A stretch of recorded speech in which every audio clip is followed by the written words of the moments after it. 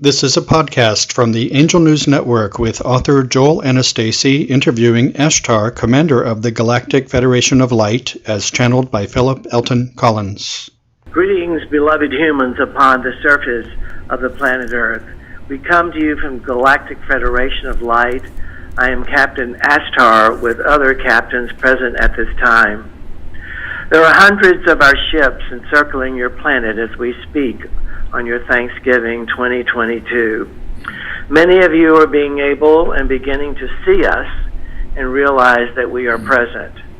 More and more, the higher realms will become visible to humanity. The aim of this communication is to gain a higher perspective on the possible peaceful coexistence between opposing groups on your planet Earth. Long ago, we of the Galactic Federation split into two groups. One took the road of destruction. The second one stayed in the interest of continuous advancement without wars or separation. Much of what is transpiring in your corporations, governments, and politics is reflecting these two groups, much like what happened in the Federation long ago. Part of humankind will move into the new Earth. Another part will continue their journey in 3D, as they cannot embrace high frequency at this time and take the next steps into what is called ascension. You are emitting the frequencies to the surroundings, which can be positive or negative. Most of humanity do not even realize that they are walking around infested with dark energies, which can affect your well-being and transition into higher dimensions. Individuals who carry high energies need to stay away from low frequencies. The low frequencies install dark entities and energies into your devices, TVs, computers, iPhones. These will keep you trapped in the illusion of 3D. To become free from 3D, let go of ego and bonds to the materialistic world. Observe the 3D from the outside and do not participate in the density, if you so choose through your free choice and will. Follow the guidance of your soul plans, your purposes in being here. Pay attention with whom you can interact freely without any energetic harm. Ascension is going to happen by divine plan. The end of density is in process on your planet. Some of the low vibrational energies can slow down the process of humanity to move ahead in their spiritual growth, but they cannot stop it. Please be aware that you are the one who creates your own destiny. Stay open in the now. Be present. And do not focus on false prophets who give you dates and ideas of upcoming events. Nobody knows them except the divine ones. Remember, one day we will all going to meet on the new Earth of equality, harmony, and balance. Here is some more additional information to assist in these times of chaos and change. Through knowledge, you may make better choices in your life so that you can make better choices in your life. There are soul replacements as human souls drop out of the game and higher dimensional souls drop into human forms. These are what we call the host of angels, ready to do a soul swap to assist your planet and your self's ascension into a higher frequency of existence. This is another move the dark cannot stop. There is now a diamond light shield around your planet that no one can get through. That is a frequency of high 5D and beyond. The diamond light acts as a cloaking device, making Earth invisible to anyone who plays the dark game. Please know the old world is splitting away into a two-world split, and we will visibly be with you through these changes and the gift of the truth. The new Earth, or rather renewed Earth, is a light body that only light beings can reside upon. Once dark players split, they cannot return in any way, shape, or form. Old Earth and New Earth are identical on the surface right now, but coexist in two different presently merged dimensions to keep it easier for people to make the jump from the old to the new. Eventually, they will split off entirely, these two worlds, and you will no longer see the old world, although it will continue to exist on another plane of existence. Those souls who choose to continue learning through the contrast will continue to experience it through the other old world. Their world will be known as Terra, and your new world will be known as Gaia. The splitting of the worlds began a few years ago and are slowly separating off until they only exist in different realms. The above explains what we are saying, what is happening now in your world, and what is causing many of your events. Now, how may we further assist you in better understanding what we've said? We are here and present. Ashtar, thank you so much for joining us today. You're welcome. Happy Thanksgiving to all those on planet Earth. Remember, you are balancing the equation. Gratitude equals abundance.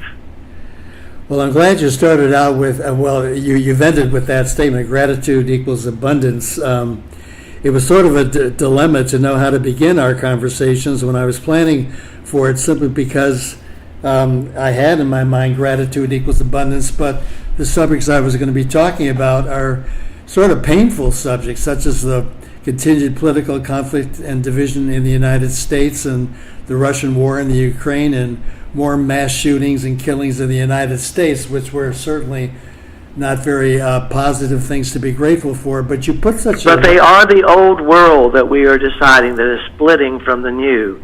Can you see why we are beginning with this wisdom? Absolutely, because where I was going with your introductory lecture there was so comprehensive. You packed a lot of information in a very short space. That's what we do. That is what you do, and you do it so well. Obviously, as you just said, those rather grim experiences, the painful experiences that we're having on Earth about the political conflict in the United States. Let's take these sort of one at a time. I wanted to talk to you on Thanksgiving Day, which was after our midterm elections in the United States, to get your perspective on what these elections represented. You've already sort of given it to us. When President Biden won in 2020, Saint Germain said that it was a win for the government of inclusion rather than the government of exclusion. Normally there is a change of leadership in the midterms where the party in control of the presidency tends to lose seats. The red tide, as they called it, did not happen in terms of the Republicans winning both houses. Well, what would you say about our U.S. elections in relation to what you just said about the old and the new? You're reflecting what happened with the Galactic Federation long ago. That's why we're bringing this up. It is a process of ascension, even in advanced higher frequencies. The Galactic Federation went through a split, as we have described, of the old worlds and the new worlds. You're repeating it because you're in a lower density than we are now, so your timeline on this is different. So all the things taking place that you can lump into all that you've just described are the old going into the new, and allowing those who will remain in the old to take the time and processes they need in order to move into the new. Does that help you? Yes, it does. So would you say, I know this might come off as political to some people listening to this, but would you say that the Republican Party generally represents the old and the Democratic Party generally represents the new? Partially. Neither party is completely in the new yet. There are hidden agendas that many are not aware of that keep it in place. But the party you call the Democrats has more of a re-consciousness veneer than the other party. But the bottom line is there'll be individuals from both parties that will ascend, even though their belief system is to be of one or the other. Does that help you? Yeah, so it's helpful to also use terminology like me and we.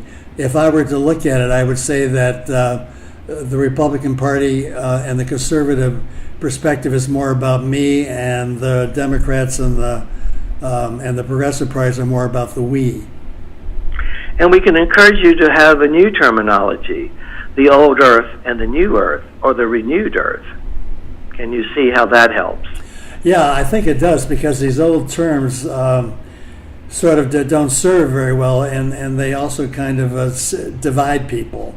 So we talk about old and new, moving from the me to the we. I think that's more helpful. But also use the terminology, if you so choose, of old earth and new earth, or renewed earth. And you'll see it has more of a neutrality in it. It also actually explains energetically and ascension-wise what exactly is taking place. So you can decide as you describe what you're describing with your governments and your corporations and current events, and you can say, does this go into the arena of the old earth, or does it go into the renewed earth? I think also something that's helpful is how you keep referring from time to time to low vibration energy versus high vibration energy. That is very helpful to see in terms of energy. Would you just kind of expand on that a bit? You will not go into the new earth. You will not ascend or transcend or mutate into it without your frequency matching it. That is the importance of it. For those who choose through their soul plans and their free will and their freedom of choice, as they're doing their personal processing work and raising their energies through their increased consciousness, then they will more and more resonate with being a part of the new earth, the renewed earth. For low density will not go into it. It will simply not be allowed. And what could we say to listeners about how to be in the high vibration environments? A deep examination of yourself, which you've been being taught for quite some time through the Angel News Network. Look at your relationship with yourself. Look if you are focusing on being love, which is the mission of this particular planet, which has not been fully realized, that you are a love-aversity, and begin to take ownership of these areas that you would like to change that do not represent love, do not represent peace, do not represent harmony, do not represent equality. And be truthful with yourself. Do not judge it, necessarily shame it, but look at it carefully and see if you would like to make another choice. And as you do that, and your consciousness increases, you will increase your vibratory rate and be, in effect, a candidate for citizenship in the renewed new earth. And to help do that is to consciously focus on concepts like peace, love, joy, equality, harmony, and balance. And have that beingness of those dictate your doingness. Yes. Our conversation about the politics and all the things you just said certainly relates to the issue of the continuing murderous assault on Ukraine that Russia and Putin are imposing on them. And it certainly seems to reflect the old and the new. Could you kind of just focus let's focus a little bit on that conflict and how it relates to what we just talked about? The most important aspect of that is revealing the toxic masculinity and the need to have a balance of the masculine and feminine energies on the planet. You have recently, in your midterm elections, had more women voted governorships in these United States than ever before. So more and more it is in process. But look at these regimes where it is a toxic masculine force that is really dictating behavior, and seeing what is called, they're calling a legalized murder of others. That is what war is. It is simply a way to rationalize and to, quote, make it legal to kill another person, which of course is not allowed within the higher frequencies. So it's basically revealing the imbalance of the masculine and feminine and the need to have it. And those divine souls are sacrificing these incarnational cycles, knowing there is no death, to teach that process. All of these authoritarian leaders and authoritarian wannabes, and I include Trump in that, are all masculine. they all seem to reflect that toxic masculinity you talk about. Exactly. And that is why more and more women are coming into power and employing the goddess energy in order to balance it, not to eliminate the masculine, but to simply balance it, because right now it is too imbalanced. Remember, dear ones, it was the masculine energy that created evil, that created the concept of the devil, that disempowered the feminine energy when they were in power on this particular planet, and allowed the feminine to begin to subjugate to the masculine through the fear of these forces which they created, which actually in reality do not exist. Can you briefly tell us more about that, about the role of the toxic masculinity in that? It's what religions, largely organized religions, picked up on, and many of the religions of this particular planet, they disempower, they disengage the feminine energy. They're not allowed to be active within the religions. And so that is how they have subjugated the feminine energy, this goddess creative force. And you must, if you so choose, in order to advance forward, balance these energies. The toxic masculinity leaders that we're discussing are holding on tooth and nail. But dear ones, this is their last hurrah. The last hurrah, you and other higher realm entities have talked about that the new earth will emerge with the balancing of the masculine and the feminine energies. And you also talked about the youth. Would you just, for our purpose of our discussions today, tell us more about that?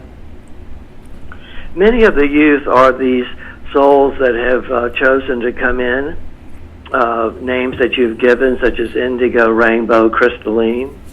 You're also, as we have revealed here, which many are already aware of, there are souls that are exchanging. The channel that we come through now has done that in past incarnational cycles to help within the advancement of humanity, and that is also taking place. What you call walk-ins are taking place. But the youth are coming in fully equipped with the energetic wisdom within their spiritual DNA to assist in this process of the creation of the new renewed earth. I understand the youth were, as well as the women, were a major factor in why this red tide never developed in the midterm elections. Exactly. That is a very good demonstration of what is taking place. I just want to bring up one more current phenomenon that really relates to what we've been talking about. Again, with the mass shootings this week in the United States, that hate crime that took place in a gay bar in Colorado, and then another in Walmart. And it doesn't seem to matter that the overwhelming percentage of Americans, whether they're gun owners or not, want restrictions on the availability and access to guns, but nothing seems to change, and which seems to be a reflection on who's really controlling our democracy. What would you say about this phenomenon, about despite what most people want, nothing seems to change in terms of the availability of these lethal weapons? Those individuals will most likely, unless there's a radical shift in their beingness, remain in the old world. They'll remain in the old earth, where they think that it is right and rationalized to develop weapons that allow the killing of others. That is the answer, dear one. You know, I know that it's difficult for you to speak in timelines, and I'm not going to press for it, but I do want to draw on something. I mean, we're talking about gratitude and hope and Thanksgiving, and I draw on a statement that Saint Germain made. It'll be 3 years ago this December, and these will be my words, not exactly his words, but he said something to the effect that the culture of 2020 would be very different from the culture of 2030, that there would be enormous changes in our culture. And you gave us hopeful talks about the emerging of the new world. Is what he said a reflection of any kind of expectation that we can make about what might be happening about the emergence of the new world by 2030? It is a reflection, those words from this divine entity, really supporting what we are saying here about the creation of the new world or whether remaining in the old world. That's the most important thing to know. As far as timelines are concerned, as we have cautioned here, be careful of any false prophets that give you, because only we of the divine realms have that information.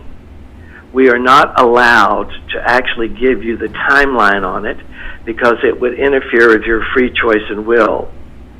It would be an attempt to controlling events taking place at a certain deadline. Do you understand? Yes, absolutely.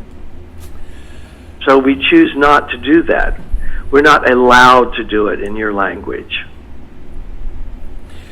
Well, we talked about the fact that this is Thanksgiving 2022, and you made the statement that gratitude equals abundance. So why don't we end on a note, which you kind of just enlighten us again about the importance of gratitude in our lives, even in the face of all these things that are very painful to be experiencing. Have gratitude of the knowledge of our existence. Have gratitude for those of you who can know that we are circling the planet as we speak, and our purpose to be here is to protect you, to assist you in your evolutionary path. Have gratitude for the love forces that created all of us, that we're all in effect cosmic beings of love, learning how to be love in every aspect. Have gratitude that you are an eternal life force. Life cannot be life. It has to be life. You can never die. You are an eternal spiritual being that has many lifetimes on this particular planet and other planets and other galaxies. Begin to awaken to the truth of that and to surround yourselves with the gratitude of that wisdom and that knowledge of beginning to finally wake up and understand who you are and how magnificent you are, and that you are more than you ever imagined, and that you will keep creating, whether you are in a physical body, out of a physical body, on this planet or elsewhere. That is a great deal, dear ones, to be thankful and have gratitude for. Wouldn't you not say? That is a great deal indeed. Thank you so much, Captain Ashtar, for joining us today on Thanksgiving 2022. You're welcome, dear one.